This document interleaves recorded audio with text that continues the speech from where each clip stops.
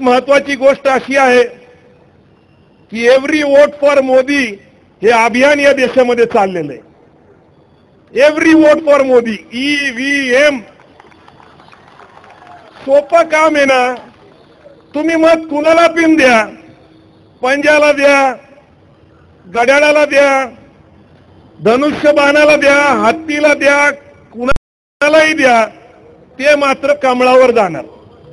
इतकी चांगली व्यवस्था, इतकी चांगली पारदर्शक लोकशाही जगामध्ये कुठंच नाही। Every vote for Modi.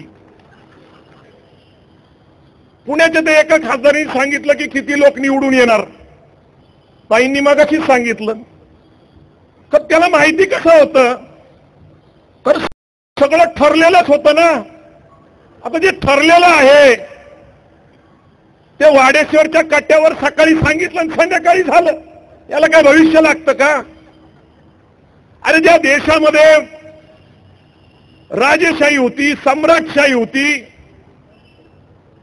त्या देशामध्ये या सगळ्या हुकुमशाही पद्धती त्याचं पोट फाडून आली ती लोकशाही।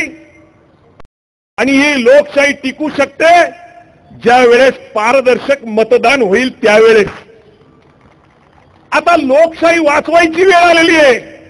हा पुणे महापालिकेचा विषय नाहीये, विधानसभेचा नाही, लोकसभेचा नाहीये। आमच्या महापुरुषांनी केलेल्या आंदोलनातनं या देशाला मिळालेल्या राज्यघटनेच्या माध्यमातनं एक मत, आणि त्या एक मताचं मूल्य एक राजाला बी, राणीला बी, आणि सामान्य माणसाला सुद्धा एकच मत देता येतं। तुम्ही राजे असेल, राष्ट्रपती असाल, नाही तर पंतप्रधान असाल, तुम्हाला एक मताच्या पलीकडे मत देता येत नाही। अरे ज्या देशामध्ये क्रिकेट लोकप्रिय आहे, एक रननी जर मॅच हरली तर दिवस रात्र आमचे लोक हळहळ करतात, अरे शिवाजी, ते सचिन तेंडुलकरने जर फोर मारली असती तर आपली मॅच जिंकली असती ना।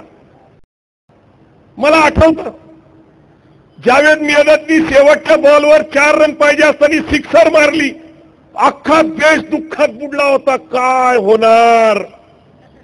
ज्या देशामध्ये क्रिकेटला इतकं महत्व आहे, अरे तेवढं तरी महत्व आपल्या मताला आहे का नाही? कारण हे मत या देशाचं शासन ठरवतं, या देशाचं प्रशासन ठरवतं, आणि ते मत तुम्ही बाटवता एका इलेक्ट्रॉनिक मशीनच्या माध्यमातून।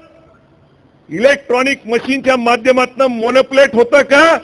अरे सगळ्या टीव्हीवर दाखवलंय की ईव्हीएम मशीन मध्ये गडबडी करता येते, चिप्स बदलता येतात। अरे ज्या जपाननी ह्या मशीन बनवल्या, त्या जपानमध्ये हा ईव्हीएम मशीनचा झोलझाल चालत नाही, कारण तिथे ईव्हीएम मशीन वापरल्याच जात नाही।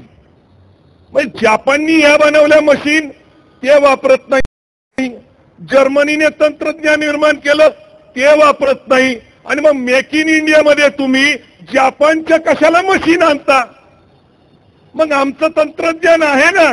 गेले कित्येक वर्ष आम्ही बॅलेट पेपरवर मतदान करत होतो, पण एक गोष्ट लक्षात ठेवा, बॅलेट पेपरचे बॉक्स सुद्धा बदलल्याचा इतिहास आपल्याला माहिती असला पाहिजे।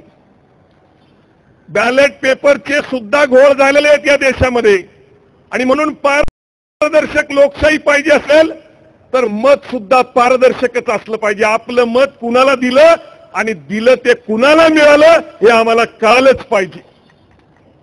साहेब, आजमगडमध्ये 64% मुसलमान आहे। स्वतंत्र भारतामध्ये एकदा सुद्धा तिथं कुणीही मुसलमाना व्यतिरिक्त निवडून आला नाही। भारतीय जनता पार्टीने एकही मुसलमानांना तिकीट दिलं नाही, आणि आजमगडमधनं बीजेपीचा उमेदवार निवडून आला। काय केलंय तुम्ही असं मोठा चमत्कार? तुमचा चमत्कार काय असा की सगळे मुस्लिम समाजाचे लोक बदलले, आणि राम मंदिर प्रश्न तिथं ताजा असताना तुम्ही असं काय केलं की आजमगडचे सगळे मुसलमान बदलले आणि त्यांनी तुम्हाला मतदान केलं?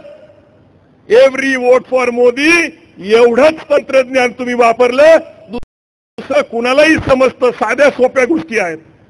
आणि म्हणून मला या ठिकाणी सांगायचंय, जर लोकतंत्र वाचवायचं असेल, लोकशाही वाचवायची असेल, तर ईव्हीएम मशीनवर बंदी आणली पाहिजे आणि पारदर्शक मतदान झालं पाहिजे।